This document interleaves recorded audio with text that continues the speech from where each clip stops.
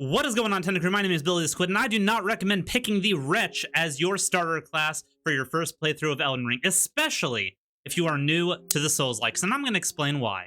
The Wretch was one of the last starter classes to get announced for Elden Ring, and we all knew it was coming. Every single game that From Software has put out of this genre has had a class similar to this. The Dark Souls series had the Deprived, Bloodborne had the Waste of Skin, and we just knew it was coming, and it tends to be the class for challenge runners like myself so that we have a reason to do level 1 runs because we have a level 1 class. But for anybody else in the community, it just kind of becomes a class where do you want the game to kick your teeth in right from the get-go, or do you want to kind of ease into the experience?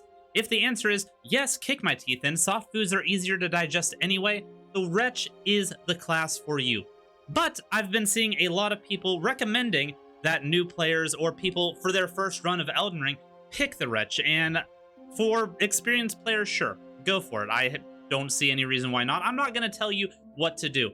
And for new players, I'm also not going to tell you what to do, but I want you to make an informed decision upon class selection. And why the Wretch, while on paper might look like a good idea, it really, really is not. What's also not a good idea is putting your Monster Energy drink in a glass unless you want to cosplay Bear Grylls. Well, chose the Wretch, better drink my own piss. So just to break it down for anybody that's new to Souls-likes, the starter class is the class that you're going to start the game with. It has a preset stat allocation, as well as armor, weapons, and in some cases spells to go along and kind of facilitate that early game experience. These are simply just to kind of have that intro level build. Maybe you want to lean into that build later in the game.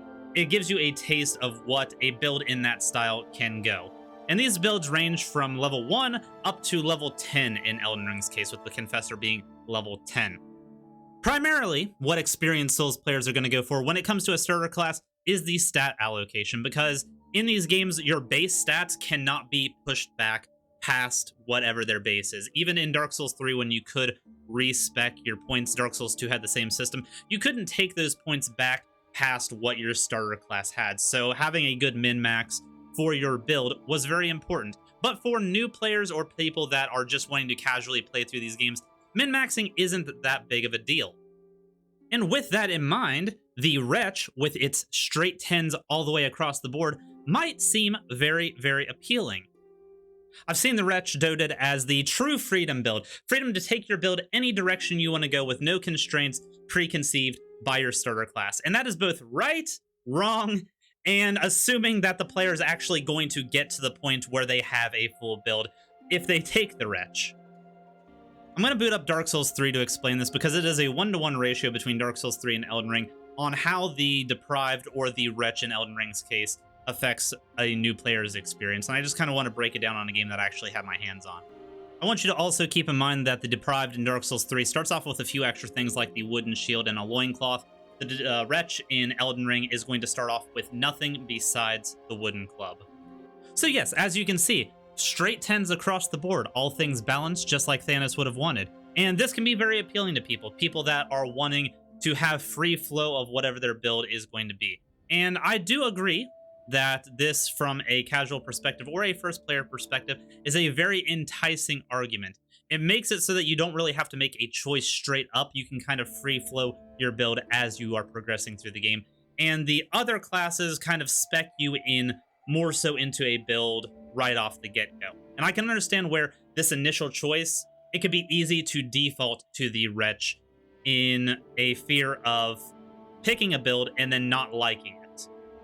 What the game doesn't tell you, though, is that the Wretch is actually a strength build in disguise. You start off with the club, and the club, while it is an amazing weapon, and I will not talk shit on the club because the club has carried me through many a challenge run, it is, by nature, a strength weapon, and it has very good strength scaling, but with 10s across the board, the only stats you're getting use out of right from the get-go are going to be your vigor, for health, your endurance for stamina, and your strength stat for the damage. None of your other stats, besides arcane, because it functions the same way that luck is in Dark Souls 3, where it is going to increase item discovery. You are picking a class that has 10s across the board, but you're only utilizing 3, maybe 4 of those stats. And at the end of the day, if you are able to push through to the end game, you are going to end up settling into a build, whether it be a strength, dexterity, quality build, whether it be a full strength build, whether it be a damage stat mixed with a magic stat. You are going to end up setting into a build. But the way these games are paced out, you're not going to be able to power level through and get 40s or hit hard caps all the way down all of your damage stats: strength, dexterity, intelligence, faith, and arcane. You're not going to be able to do that. So you are going to have to set one stat aside and kind of lean into another. And this is where I think a little bit of research going into things would be better than just picking the Wretch right off the bat for the straight 10s. And I'm not going to get into min-maxing because Elden Ring has actually done a very good job at getting rid of a lot of the useless stats long gone. Our vitality, resistance, luck, they all have a fairly decent use, but there is still a min-max meta out there. But for new players, I don't feel like min-maxing is something that you should or need to focus on. It's only really necessary in PvP style content. So outside of stats, what other reasons would I have not recommending the Wretch for a new player or for somebody's first time playing through Elden Ring? I'm going to take Mr. Like, Comment, and Subscribe out, and I will show you in person. Maybe like, comment, and subscribe.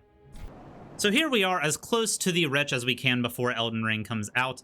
A completely naked character with only the club, which, as I mentioned before, only scales off of strength. It does scale very well, but you just barely have the base attributes to use this. I don't know if the base attributes for the club are going to be the same in Elden Ring, but let's assume that they are. Now, the damage would not be something that I would be concerned about. The club is a fine weapon, and it will get you through the early game, no problem. So your damage for that, as long as you don't mind the moveset, will be good. The biggest concern that I have with the Wretch and a new player starting out is the lack of armor. So let's do a comparison with the first boss of the game on one of his more powerful attacks, just to see how much damage is actually mitigated just simply by having armor in this game. That is well over 2/3 of my health bar from one single attack. Let's see how somebody who doesn't even have good armor deals with this attack. So let's do a quick hit-per-hit comparison with our new assassin character, Sub, Like, and Comment. I feel like these characters are trying to tell us something. Let me know down in the comments below if you figured it out. For comparison's sake, I chose this class because it has the same health stat as the Wretch class would, or the Deprived in Dark Souls 3. The only difference being that it has armor, and it is a level 10 character as opposed to a level 1 character. Each level does give you a slight, and I mean slight, amount of defense and HP. So let's see what that same attack from Gundyr would do to somebody that actually has armor equipped. And this is not great armor, by the way. This is about low to mid-tier armor. As you can see, it didn't even take half of my health bar. So let's break it all down on why I do not believe the Wretch is a good starter class for a new player or somebody that is playing through Elden Ring for the first time in general, unless you are a very, very experienced Souls-like player. First and foremost, the stat allocation. You are never going to find a build in the game that is going to need every single stat that the game has to offer. There are going to be some builds out there where you want your arcane stat as low as possible because you don't care about the luck and you're not going to be picking up anything that is going to scale off of the arcane stat. So picking a starter class that has the lowest possible arcane stat would be the best option. The stat argument is hard argued, though, by people that are wanting to experiment with different builds, and this starter class, I cannot deny, does give you the best range for experimentation as far as the equipment that Elden Ring is going to provide. That is just plain Jane. But once we break down what the Wretch actually starts with, which is nothing besides a club, it just does not feel like a class that is going to benefit a new player. You are effectively playing as a strength build that is not getting much benefit out of its build. You have a 10 strength stat, you have health, you have endurance, and that is the only stats that are going to be affecting you. And while the club is a wonderful weapon, there are probably starter classes in Elden Ring that will better utilize the stat allocations that they start with to give you more damage than what a club with a 10 strength stat is going to be able to offer. Take also into consideration that you will be starting with no armor, and that is directly going to affect how many hits you are going to be able to take very early in the game. And it can be argued that you can farm up early game armor and be able to alleviate that. That is 100% true, but right from the get-go, being 1 or 2 shot from whatever the strongest enemy in the game that comes out of the gates early is most likely going to put people off. And there can always be the argument made, start the Wretch. If you don't like how the game is going at the very beginning, you're not that far into it. You can always choose something else.